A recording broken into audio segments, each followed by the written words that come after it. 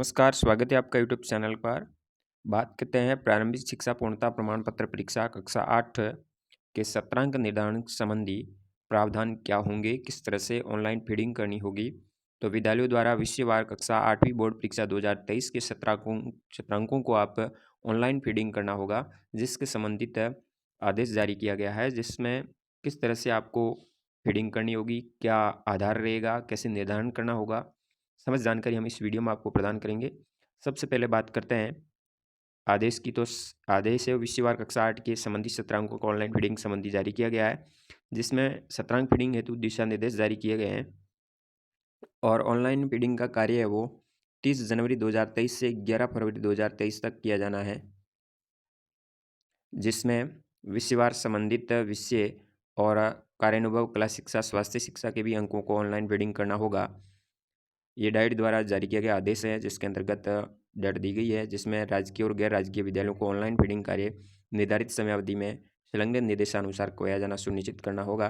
तो सत्रांक फीडिंग हेतु दिशा निर्देश जारी किए, जिसके अंतर्गत ग्रेडिंग स्केल की बात करते हैं। सबसे पहले तो निःशुल्क और अनिवार्य बाल शिक्षा अधिकार अधिनियम 2019 संशोधित हुआ था 15 सितंबर 2020 के राजस्थान राजपत्र विशेषांक में वर्णित प्रावधान के तहत वर्तमान कक्षा 8 की परीक्षा में अनुत्तीर्ण होने वाले जो ग्रेड ई प्राप्त करेंगे, वो आगे आगामी कक्षा में क्रमोन्नत नहीं करने का जो निर्णय लिया गया था, उसके अनुसार ही ग्रेडिंग स्केल है। यानी ग्रेड ई प्राप्त करने वाला विद्यार्थी आगे क्रमोन्नत नहीं होगा, उसको फेल किया जाएगा, उसी कक्षा में रखा जाएगा। तो ग्रेडिंग स्केल के अनुसार जैसे 86 से 100 के मध्य यदि अंक प्राप्त करता है तो उसको ए ग्रेड दिया जाएगा। 71 से 85 के है तो बी ग्रेड आ जाएगा। 51 से 70 है तो उसके लिए सी ग्रेड, और 33 से 50 है तो डी ग्रेड, और 0 से 32 अंक तक है तो उसके लिए ई ग्रेड का निर्धारण किया गया है। तो ई ग्रेड प्राप्त करने वाले विद्यार्थियों को आगामी कक्षा में क्रमोन्नत नहीं करके पूर्व परीक्षा ली जाएगी, और पूर्व परीक्षा में भी उत्तीर्ण होने पर ही आगामी कक्षा में क्रमोन्नत किया जाएगा।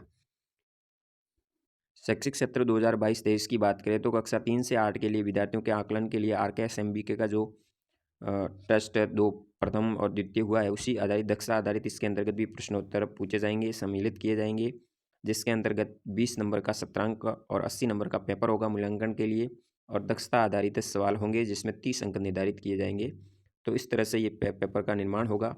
अब सत्रांक का निर्धारण CC जहाँ संचालित है उन विद्यालयों को कैसे करना होगा, तो उनके लिए सत्रांक 20 अंकों में से 5 अंक उनको उपस्थिति के जोड़ने होंगे, और 15 अंक SA1 SA2 और अन्य शैक्षिक व्यक्तिगत गुण अभिवृत्ति आधारित गतिविधियों के प्रपत्र 2A के अनुसार निर्धारित होंगे। प्रपत्र आगे दिया होगा जिसको हम आगे समझेंगे। तो उपस्थिति के अंक इस प्रकार से होंगे। यदि बच्चे की उपस्थिति 65 से 75% है तो उसके 3 अंक मिलेंगे। 75 से 85% उपस्थिति है तो उसके 4 अंक, और 86 से 100% है तो उसके 5 अंक निर्धारित है। यानी उपस्थिति के 5 और 15 अन्य SA1 SA2 और शैक्षिक गतिविधियों के टोटल 20 अंक के सत्रांक भेजे जाएंगे।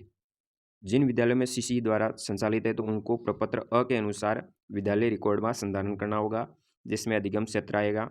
यहाँ अंक निर्धारित है। लिखित आकलन SA1 और SA2 के 10 अंक, पोर्टफोलियो के 10, चेकलिस्ट अंकन के 10, अवलोकन और मौखिक गतिविधियों के 20, नियमितता और समझता के 10, वर्तनी उच्चारण एवं सुलेख सुधार के 10, व्यक्तिगत गुण और अभिवृत्तियों के 10 अंक, स्वास्थ्य एवं शारीरिक शिक्षा और स्वच्छता के 10, नो बैक डे गतिविधियों के 10, और टोटल 100। यानी टोटल 100 होंगे। 100 का 15 अंक वेटेज निकाल के 15 अंक इनके आधारित होंगे, और 5 अंक उपस्थिति के जुड़ेंगे। टोटल 20 अंक बनेंगे जो सत्रांक के भेजे जाएंगे। ये CC आधारित विद्यालयों को करना होगा। और जिन विद्यालय में राजस्थान के शिक्षा में बढ़ते कदम RKSMBK आकलन से संबंध में जो आकलन लिया जा रहा है उसके तहत ऐसे विद्यालय तो उनको प्रपत्र ब के अनुसार संधारण करना होगा। तो जो प्रपत्र ब निर्धारित प्रारूप में दिया गया, इसमें छात्र छात्रा का नाम आएगा। RKSMBK फर्स्ट के 3 सब्जेक्ट के अंक प्रथम हुआ उसके 30 में से, और RKSMBK 2 जिसमें अर्धवार्षिक परीक्षा और 3 सब्जेक्ट के अंक, जिसमें 40 की अर्धवार्षिक परीक्षा और 30 अंक RKSMBK 2 के, तो योग हो जाएगा 100। और योग का 80% निकालने के बाद 80 अंक यहाँ पे, जिसमें प्रथम प्रग के 10, द्वितीय प्रग के 10, यानी 100 हो जाएंगे। इस तरह से इसका 80% और प्रथम और द्वितीय के 10-10 यानी टोटल 100 हो जाएंगे। और 100 का कक्षा कक्षी आधारित 15 नंबर और उपस्थिति के 5, टोटल 20। तो इस तरह से करना होगा जहाँ पे RKSMBK संचालित आकलन हो रहा है। उन विद्यालयों को प्रपत्र ब द्वारा सत्रांक का संधारण करना होगा।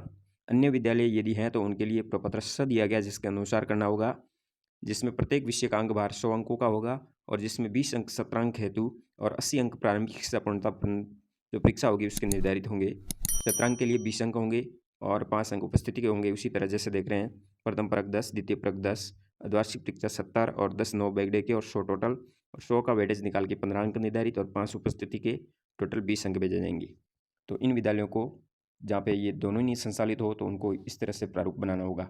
तो तीनों अलग अलग प्रारूप के अनुसार सत्रांक निर्धारण होगा और उनके अनुसार आगे फॉरवर्ड या फीडिंग ऑनलाइन करना होगा। और फीडिंग ऑनलाइन कैसे करेंगे, शुरू होते ही हम आपको वीडियो के द्वारा जानकारी अवश्य प्रदान करेंगे। जानकारी अच्छी लगी हो तो शेयर जरूर कीजिए। धन्यवाद। जय हिंद।